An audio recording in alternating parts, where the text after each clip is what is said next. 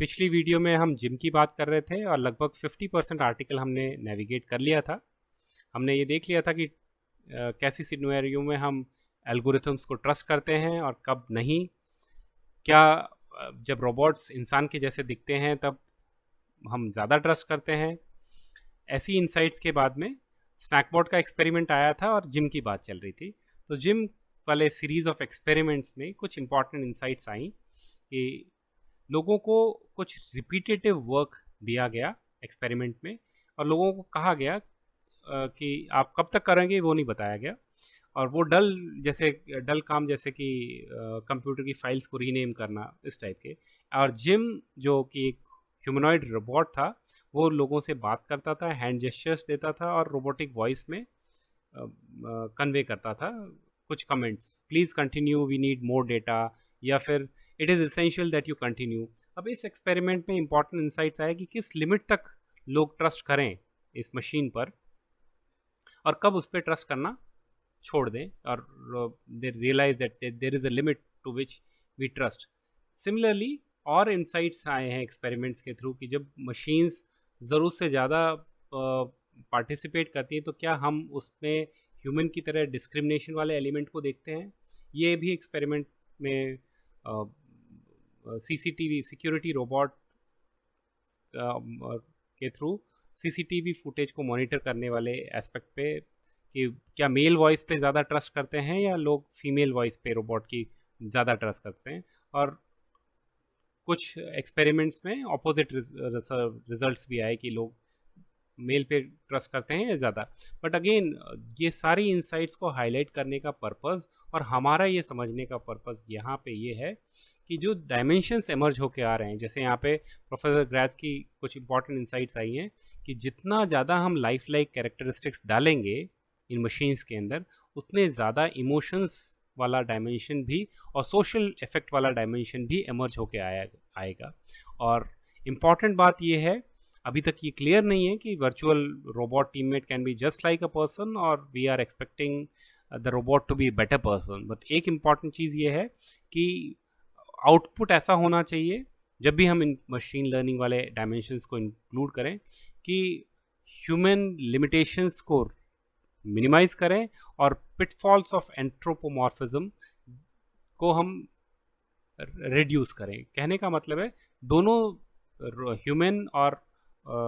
Robots की जो limitations हैं उनको मिनिमाइज करें और बेनिफिट्स दोनों के बढ़ाए जाएं। इसके ऊपर भी एक एक्सपेरिमेंट में जिसमें कि एक ग्रुप में लोगों को कहा कि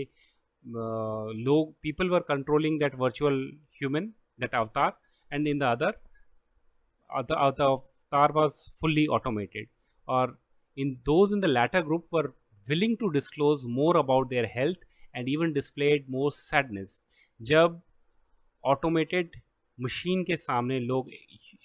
इमोशंस शेयर करने लगे अपनी हेल्थ रिलेटेड डायमेंशन से, तो कुछ इंपॉर्टेंट इंसाइट्स आए कि भाई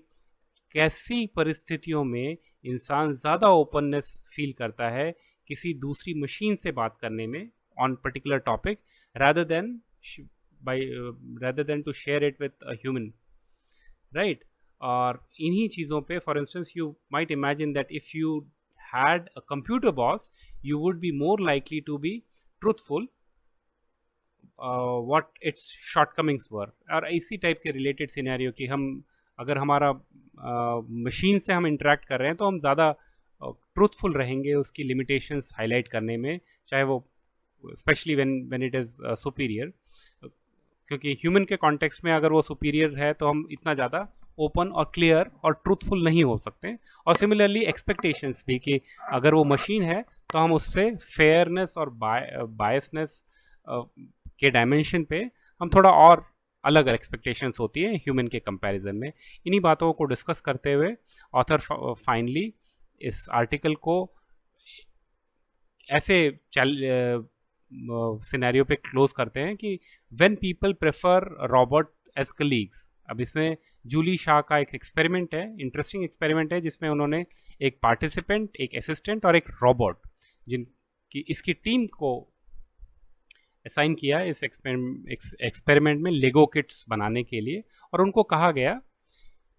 कि टाइट डेडलाइंस में ये मैन्युफैक्चरिंग का काम आपको करना है, आपको टास्क एलोकेट करने हैं और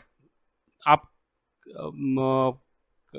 असाइनमेंट को, प्रोजेक्ट को कंप्लीट करना क्विकली बहुत ज़्यादा क्रूशियल है। अब इसमें 3 सिनेरियो, 3 किट्स बनाने थे 3 डिफरेंट कंडीशंस में। पहले में रोबोट्स को सारे टास्क असाइन करने के लिए दिए गए, सेकंड में पार्टिसिपेंट्स ने सारे टास्क असाइन किए, और थर्ड सिनेरियो में पार्टिसिपेंट्स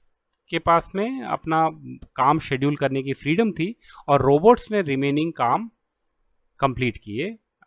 अपने थ्रू और असिस्टेंट के थ्रू। अब सिनेरियो को देखते हुए ऐसे लगता है कि लोग ज़्यादा खुश होंगे कि सिनेरियो 3 में, जबकि उनके पास फ्रीडम थी और रोबोट बचे हुए काम कंप्लीट करने हुए। But yes, important interesting insight ये आई है कि the researchers guess that participant would be most satisfied in the third scenario, क्योंकि थर्ड सिनेरियो में क्या था, थर्ड सिनेरियो में उनके पास, पार्टिसिपेंट्स के पास फ्रीडम थी और रोबोट्स को सारा काम करना था असाइन करने का, कि कौन कौन सा टास्क असाइन करेगा। पर ऑन द कॉन्ट्ररी लोग ज़्यादा हैप्पी थे, people preferred having the robot assign all the task first scenario. और इम्पॉर्टेंट एक और बात है कि ये सबसे एफिशिएंट सिनेरियो भी आया और टीम्स ने सबसे कम टाइम में ये प्रोजेक्ट कंप्लीट किया जब कंप्यूटर या रोबोट सारे काम कर रहा था। अब इम्पॉर्टेंट बात ये आई है कि ये टाइट शेड्यूल में काम था और टाइट शेड्यूल वाले काम के अंदर और कॉम्प्लेक्सिटी वाले में इन्वॉल्व, टाइट डेडलाइन वाले, और लोगों ने ज़्यादा विश्वास किया, अपनी लिमिटेशंस को एक्सेप्ट किया और एल्गोरिथम की या कंप्यूटर की कैपेसिटी को एक्सेप्ट, एक्नॉलेज किया। और सेकंड एक और बात है कि रोबोट के पास कोई वॉइस नहीं थी और इसके it wasn't design to be social and it did have a body which may have made it seem more intelligent than disembodied algorithm। इसकी बॉडी थी लेकिन ह्यूमन वॉइस और सोशल होने का डिज़ाइन उसमें नहीं था, पर फिर भी उसने प्रोडक्टिविटी को मैक्सिमाइज किया कंट्रोल्ड एनवायरनमेंट में। और ये एक इम्पॉर्टेंट इंसाइट देती है जूली शाह के एक्सपेरिमेंट के थ्रू। और पार्टिसिपेंट का फीडबैक और ओवरऑल सिनेरियो में ये चीज़ एमर्ज होके आई है कि कुछ सिनेरियोज हैं जहाँ पे हम प्रेफर करते हैं ह्यूमनाइड क्वालिटीज़ नहीं भी हो तो भी हम उसको, और ह्यूमनाइड सोशल बॉन्ड्स नहीं भी बने फिर भी हम एक्सेप्ट करते हैं कि टाइम वेस्ट करने से अच्छा है इसकी कैपेसिटी पे ट्रस्ट किया जाए और एज टीममेट इसको एक्सेप्ट किया जाए। और ये इस इंसाइट्स के साथ में ये आर्टिकल कंक्लूड होता है। हमें बात ये समझनी है कि मशीन लर्निंग रिलेटेड इस पार्ट से कैसे चेंजेस, कैसे सिनेरियो और क्या चीज़ें हमारे वर्ल्ड में रेवोल्यूशनाइज होने वाले, और मैनेजमेंट रिलेटेड कैसे चैलेंजेस एमर्ज होंगे, अपॉर्चुनिटी आइडेंटिफिकेशन रिलेटेड किस किस टाइप से डायमेंशंस को वाइब्रेट करेगा मशीन लर्निंग वाला फील्ड, और प्रोडक्ट को आइडेंटिफाई करने में, मार्केट पे लॉन्च करने से रिलेटेड कैसे कैसे डायमेंशंस एमर्ज होने वाले हैं।